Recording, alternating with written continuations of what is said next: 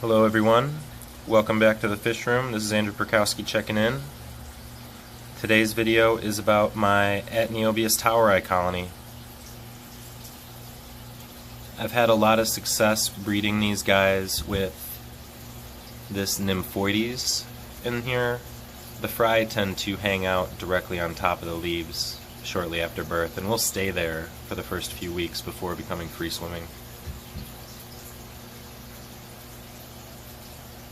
Ataeniobius toweri was originally described as Goodea toweri by Seth Eugene Meek of the Field Museum back in 1904. The honorific epithet actually refers to Dr. W.L. Tower of the University of Chicago, who was the discoverer of this species. There's a male right here, looking great. Also known as the blue-tail Goodea or the striped Goodeid for the common names. It's pretty fitting. The name Ataeniobius actually refers to without a life band. As you guys know, I love the etymology. And apologies for the sniffles. Without a life band because this species was believed to be the only one of the live-bearing Goodeids that didn't have a Trophatania. However, it was observed later on. Originally classified as Goodea toweri,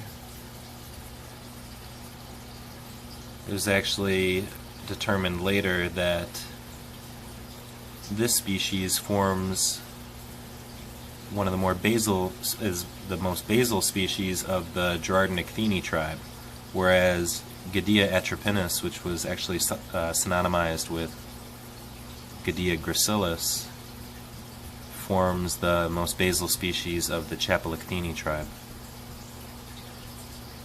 Here's a young male right here, just looking great. Love it, love it. The species is omnivorous by nature, so I feed them a wide range of foods. In their native habitat, you would have found lilies and filamentous algae. They do prefer the water to be a little bit warmer. This is actually one of only 2 Goodeid tanks that I heat, the other being my Crinictes baileyii. Although, when I say I heat this tank, it's only to about 76 degrees Fahrenheit. The species is fairly prolific. I had far more of them, but I shared them with my fish club through BAP and with a handful of other fish friends. Especially because I knew that the females would get quite large. This fish here is approximately 2.5 inches, although it is likely to get a bit bigger. They're still fairly young. These fish are maybe a year old, so still growing up. Again, apologies for the sniffles. We've been dealing with a little bit of a bug going through the house.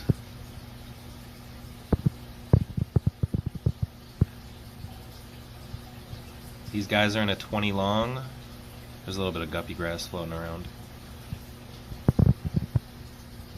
Not a very difficult fish to keep. They bred fairly readily at a young age.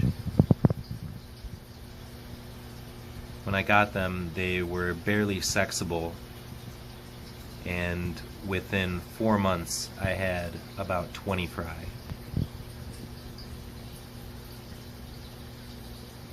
The typical fry drops for these guys,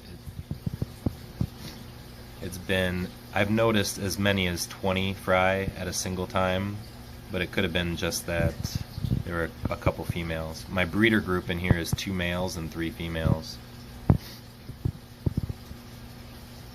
The females especially like to chase fish, but there's minimal damage to each other.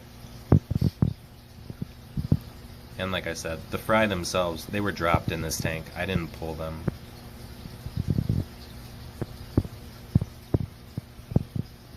There's a nice male over there, investigating. Love it, love it, love it.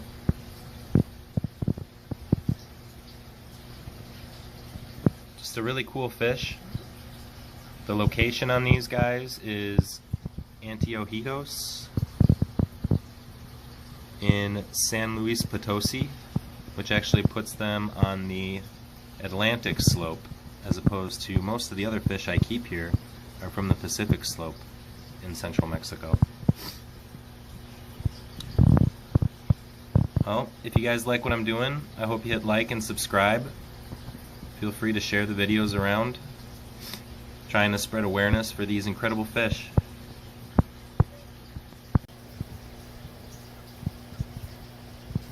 Thanks everyone for watching.